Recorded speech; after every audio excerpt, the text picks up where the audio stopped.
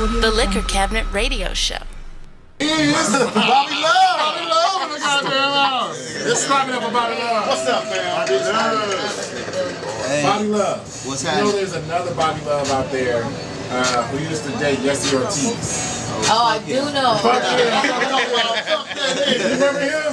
I don't even know. I never heard that. Yeah, shout out my nigga Life in Compton Minutes, man. You know when you doing music and you know you in love and they like, man, Bobby, come out the house. I didn't want to come out the house. I was in love with my girl. They like, you old Bobby Love ass. I feel you though, like, cause I ain't afraid to admit I love my girl. You know what I'm saying? I love my baby mama. I never let her go. Like even if it's more than one, I love all of them. I love all of them all the time. I be hurting things all shit on. You love them all, Bobby Love. You love them all. I try to love everybody. All right, how you get into music, Bobby Love? Man, to be honest with you, man, I was in a group called Four of a Kind. We was like an R&B singing group out of Compton. Yeah. You know, it hosts me and Bon Bon Swagger. My boy D-Mac, you know, D-Mac, and my other boy Barry B, man, he Chris Brown brother. So you know, we had a little cool little vibe going on in Compton. What happened with the group? Why'd you guys fall out? Everybody just tend to split our separate ways after management, after we start finding out some stuff in the business. Bobby Love, you love somebody girl, brother. You love somebody girl. To be honest, you love Bon Bon girl. Nah, to be honest, like me and Bon Bon like family, like that's like my relative. So you know that record you got that Dab in the Pussy? Dab in the Pussy. That shit hard. Dab in the Pussy right there. Hey! Alright, so when y'all split it up, you know what I'm saying, you went ahead and did your own thing?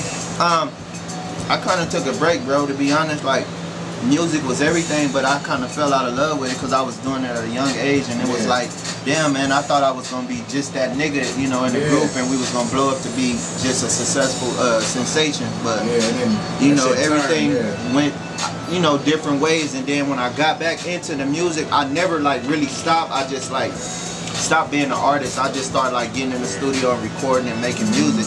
And I recorded a song called Episode. Y'all might know that song, but D40, T.I., and Chris Brown did the record. I remember the beat. It was a tone bone beat or something like that. Disco Boogie. Disco Boogie. That should go.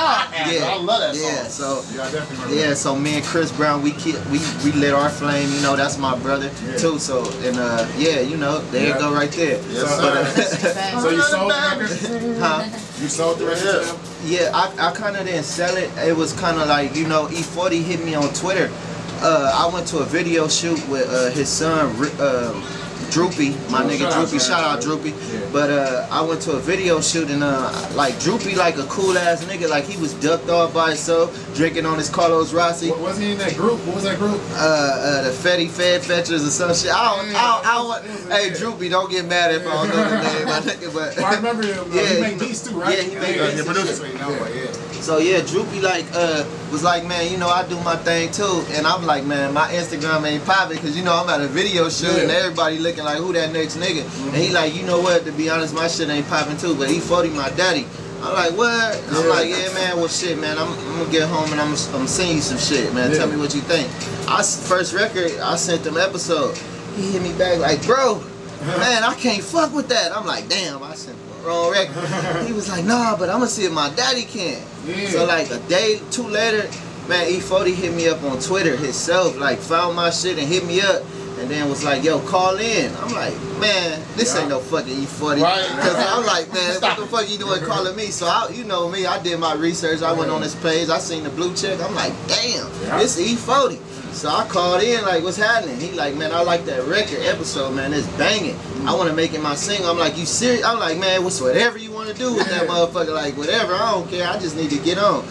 Man, then we did the business right on the paperwork end and shit and made it happen. Disco. Yeah, Disco, man. I told Disco. Man, Disco couldn't believe it. That's my nigga, man. He was like, man, hell no. I was like, man, it's true. And then other hits came on after that, you know. I did Supposed to Be too. Getting money like I'm supposed to, man. Yeah, I got a couple of the grocery ones? Yeah, that's the Eating the Booty like that. My boy, shout out Sam Hook, you know, he a part of that. Chris Breezy, you know. What other ones you did? I did Wrist too, man. Wrist, that's one of my favorite shit. Shout out Poppy Chulo. That was one of my favorite records. Yeah. Sing the Wrist one more time. That Wrist. Drip, both,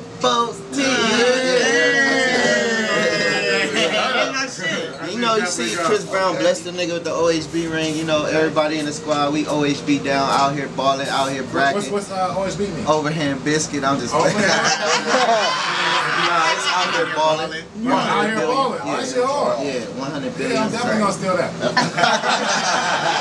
Out here balling. I'm not OHB. We out here. We out here. Nigga stole that from me. Hashtag. So yeah, just to clarify, I am signed to Chris Brown. You know, I'm under OHB. That's what's up, bro. That's what's up. Is that Chris Brown's label? Yeah, that's our label. We just released a mixtape like a month and a half ago. Man, we gotta get you. Got it for us? It's called Nice and I mean, I could get with the right people and make sure. Hey, you know, the good thing about it is I'm glad that I know that you're a signed artist. You got any gifts for us? You ain't know what? Listen. Where my hitters? I got it's right here. I'm drinking some wine. Hey, time out. Give the man love. He brought that bottle. Yes, the liquor guy. It's not for us, nigga. That shit half drunk right here. I mean, to be honest, everybody. He pulling up, man. He pulling up. He pulling up. Chris Brown. Nah, we usually do a lot of, you know, charity shit. Like we give out bottles. Nah, nigga, we ain't charity. No, I'm saying far as in when people want, you know, shit, like we make sure we make it happen for the right people. What type of charities you guys do? Like, I mean, shoe drive, homeless. Yeah, I was thinking about a shoe drive. Yeah, we do shoe drive. How do you guys get the shoes? I mean, you know, different sponsors, whoever it is. You guys try to get like brand new shoes, or people donate shoes, or? I mean, it's brand new off the rip, man. Kids get Jordans and Nike SBs and all that shit. I was gonna have the donated shoes. I was out here with my boy Compton Menace doing a turkey drive with my nigga Spectacular, man. You know, we was out here doing it. It's always good for our community, you know.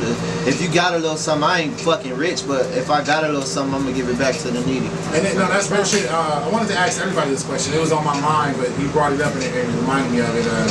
And I guess I can ask everybody, you know, that's here. How much money do you give away to the homeless? Let's start with you. I mean, to be honest, like I ain't no baller, but I ain't gonna even put a number on. I could give something though. No, let's give an average because you know, like when you see somebody at the liquor store, I say I'll go first. I say I might give maybe in a week's time $3 to $5 possible. Like, I can say that. I know what you're saying. I can say like I'm at 1 to 2 right now. I'm good for like in a week, maybe like 3 to 7.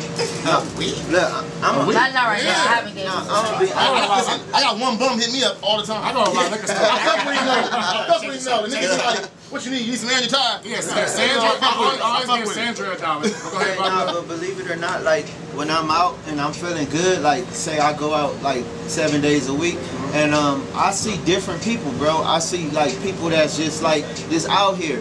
So what I do is like if I buy me a bottle of Hennessy and I pull out a $100 bill, and if I see somebody else in line, I'll be like, make sure they get their shit right too. Like whatever it is that they got, I'll give OGs like a dub. I give like. What's the criteria to receive that?